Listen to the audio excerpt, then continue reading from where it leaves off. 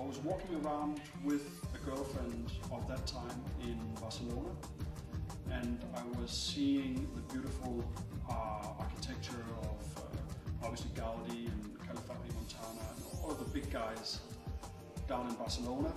And for some reason I started drawing bicycles. So that was not I can say that there was these things coincided.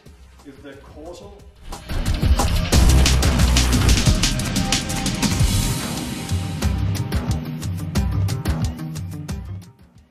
I then tried to forget about this idea because I have many ideas, and at that point I was studying philosophy. So starting a bicycle manufacturer kind of seemed a little bit irrelevant and not really in tune with the more academic direction of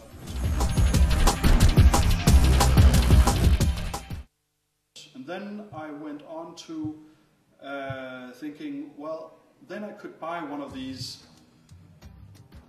beautiful like sculptural bikes instead. And I started looking around and I didn't really find any that fit that description or fit that kind of pursuit of aesthetics. And then I thought, okay, well, probably at some historic point these would have been there, and so I'm going to read about beautiful bikes and find books about beautiful bikes. And actually I did not find any.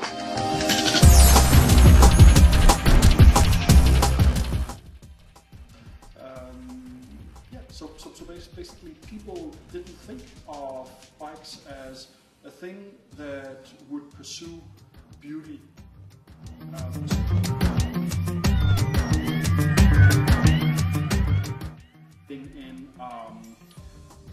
In those ordinary bike rides, you know, where you go around and on your bike, thousands of people and shout, "Cars, get out of town." And it also occurred to me that this wasn't a very effective way of doing things. You know, you're just seen as an extremist and not really anyone that constructively wanted to help your society. I wanted to grasp that kind of optimism that you had in like the pre-oil crisis, like late pre-oil crisis, so between 68 and 72, you had this fascination of the new technology, the fascination of where design could take us, kind of like an utopian, like the spark of a kind of design utopia.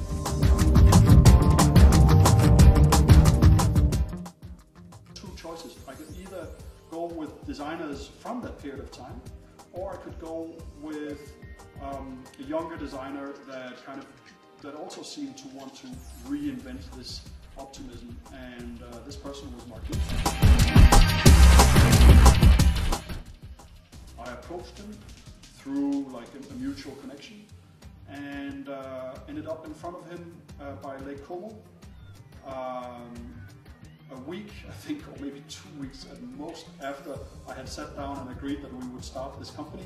And I was still studying philosophy, and there I sat in front of him, and there was quite a wild entourage and the mutual contact.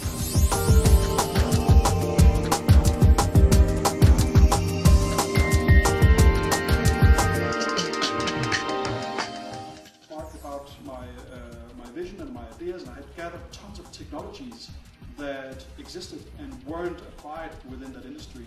And he immediately actually embarked on this mission, but at that point I had never, I didn't have a company, I'd never had anything to do, you know, I had never run a company or anything, I didn't have any track record whatsoever, and I didn't really have that either within the bike industry, so or within the field of biking. You know, I wasn't a pro rider or had any kind of reference that would set me out as somebody within bikes either. So it was pretty surprising actually that he accepted to go ahead.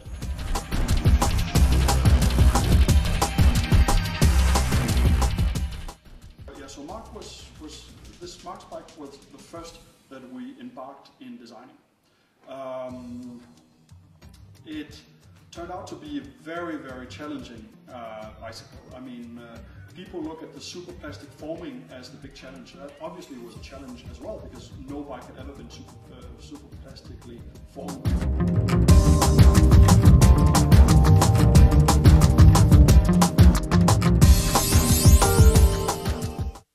Doing these crazy bikes. So we kind of thought, okay, it doesn't make sense to compete against ourselves, so it's been postponed, and actually that other bike will be made in carbon fiber instead and will be launched this year. And the bamboo bike has been relaunched, and then I've made like quite a few bikes around the shaft technology, but I've also made a bicycle that we also made for Puma, which was based on another technology, like a down tube that's a cable that can be used as a lock as well. And then with Kareem, we wanted to go ahead with some of his bikes, and that was actually, yeah, that was a few years ago.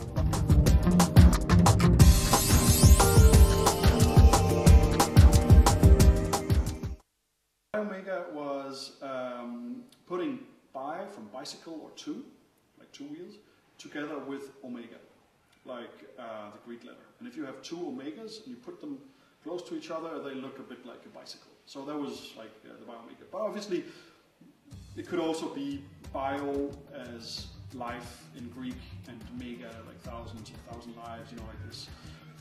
If you wanted to be more abstract, but actually it was a pretty concrete. Areas you could say on which Bio-Omega is a sustainable company. Well, for one, the way that we are going to get CO2 combustion means of transport out of a city is not only by telling them you cannot go here, it's also by replacing them with objects that are equally appealing.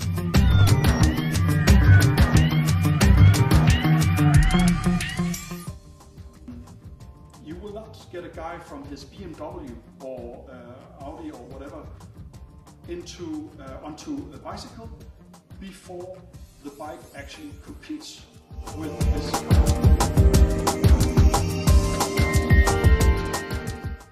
The bike is much better for you, it's much better for your health. It's, you know, like some people say, oh, how can you ride a bicycle in all this smog? Well, actually, in a bicycle, you are a bit above the combustion of the cars.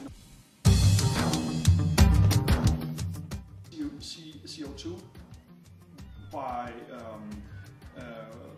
market mechanisms. We are thorough in in our production, not to give too many harmful, use too many harmful solutions, and thirdly that these bikes are sustainable aesthetically.